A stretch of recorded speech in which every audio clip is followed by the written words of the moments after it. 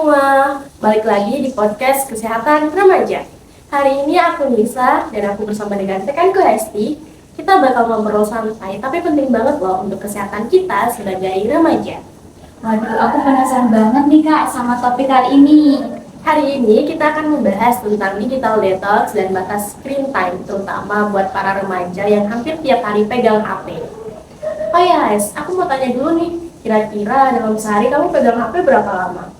Waduh, jujur bisa 8 jam lebih ya, apalagi buat scroll TikTok. Nah, itu yang terjadi juga pada remaja lainnya. Bahkan di salah satu penelitian dalam jurnal keperawatan Islam Hari disebutkan jika penggunaan gadget yang tinggi bisa berdampak ke kesehatan mental seperti stres dan gangguan konsentrasi loh. Contohnya apa aja sih emangnya Kak?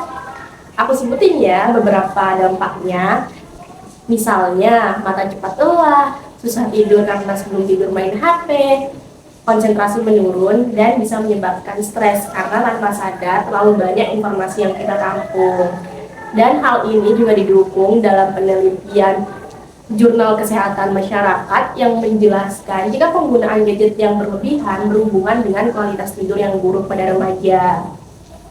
Oh iya sih, aku juga kalau kebanyakan scroll juga malah bikin overthinking. Nah, itu salah satu tandanya. Bahkan dalam Jurnal Kesehatan Indonesia disebutkan jika penggunaan media sosial yang tinggi bisa meningkatkan risiko emosional pada remaja. Oleh karena itu ada yang namanya digital detox. Digital detox itu maksudnya berarti total pakai HP ya? Bukan, digital detox itu lebih ke pengatur penggunaannya supaya lebih sehat. Bukan berarti total, karena kita juga butuh yang namanya teknologi. Terus gimana sih caranya biar screen time kita tuh lebih terkontrol? Ada beberapa cara sederhana yang bisa dicoba, Hes. Yang pertama, batasi screen time maksimal 4-5 jam setiap hari. Yang kedua, aktifkan fitur screen time di HP. Yang ketiga, alihkan ke aktivitas lain, misalnya seperti olahraga atau baca buku. Dan yang keempat, jangan main HP 1 jam sebelum tidur. Terakhir, coba lakukan kegiatan no phone time, misalnya saat kamu sedang makan. Oh ya, rekomendasi ini sejalan dengan edukasi kesehatan yang sering dibahas dalam Jurnal Promosi Kesehatan Indonesia loh. Tapi kayaknya yang paling susah itu nahan buat nggak main HP sebelum tidur ya. Memang susah di awal, tapi bisa dicoba pelan-pelan kok. Misalnya HP ditaruh agak jauh dari tempat kita tidur. Oke deh, mulai sekarang mau aku coba nih. Oleh karena itu, sebagai remaja, kita harus lebih sadar terhadap kesehatan mental. Jika kita terus terpapar media sosial tanpa batas, kita bisa jadi gampang membandingkan diri sendiri dengan orang lain. Iya sih, aku juga kalau lihat kehidupan orang lain di medsos tuh ngerasa kalau diri aku itu kurang. Nah, itu bener banget. Padahal yang ditampilkan di media sosial itu hanya sisi terbaiknya aja. Berarti digital detox itu bukan arti teknologi ya, tapi lebih ke penggunaan yang bijak. Betul banget, intinya gunakan teknologi, tapi jangan sampai kita yang dikendalikan oleh teknologi. Wah, mulai sekarang aku pengen mulai screen time nih Kak. Boleh banget dicoba, Hes, mulai dari hal kecil aja dulu. Semoga teman-teman yang mendengar juga bisa mulai mengatur screen time kalian ya. Sampai jumpa.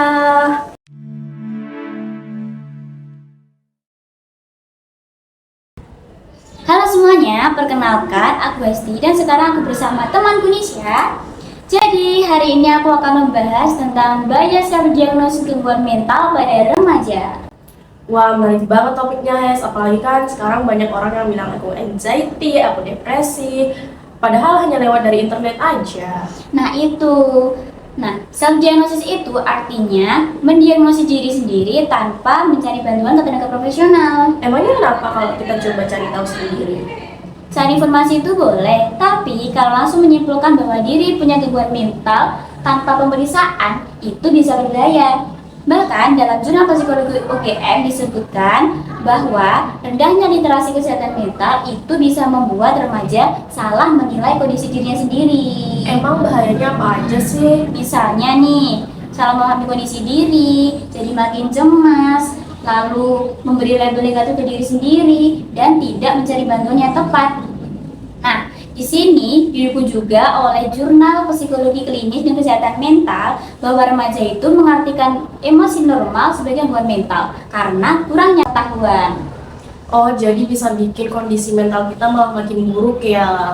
Iya, kadang remaja itu merasa sedih sebentar langsung bilang depresi, padahal belum tentu. Karena gangguan mental itu harus melalui asesmen profesional nih.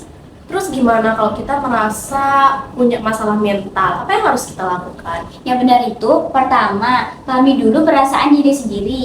Kedua, cerita ke orang yang terpercaya, bisa keluarga, teman, atau bersahabat. Lalu, konsultasikan ke tenaga profesional seperti psikologi. Dan jangan langsung percaya konten-konten kesehatan mental di media sosial. Dan hal ini juga didukung oleh Jurnal Promosi Kesehatan Indonesia bahwa perilaku mencari bantuan profesional itu penting dalam menjaga kesehatan mental remaja. Iya sih, apalagi sekarang banyak banget konten-konten yang terlalu menyederhanakan penyakit mental. Iya, edukasi itu penting, tapi harus dari sumber yang terpercaya.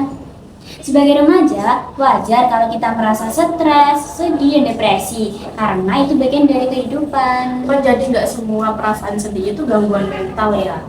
Iya, betul. Yang penting, kalau perasaan kita berlangsung lama dan mengganggu aktivitas, baru perlu bantu profesional. Pesan penting buat remaja, jangan mendiagnosis diri sendiri, jangan membandingkan kondisi mental dengan orang lain, dan jangan takut cari bantuan. Setuju banget, harus didampingi oleh pemahaman yang benar. Oke Hesti, terima kasih banyak, edukasinya penting banget. Sama-sama, semoga para remaja yang dengar juga bisa lebih bijak lagi dalam memahami kondisi mental mereka. Sampai jumpa di podcast kesehatan berikutnya.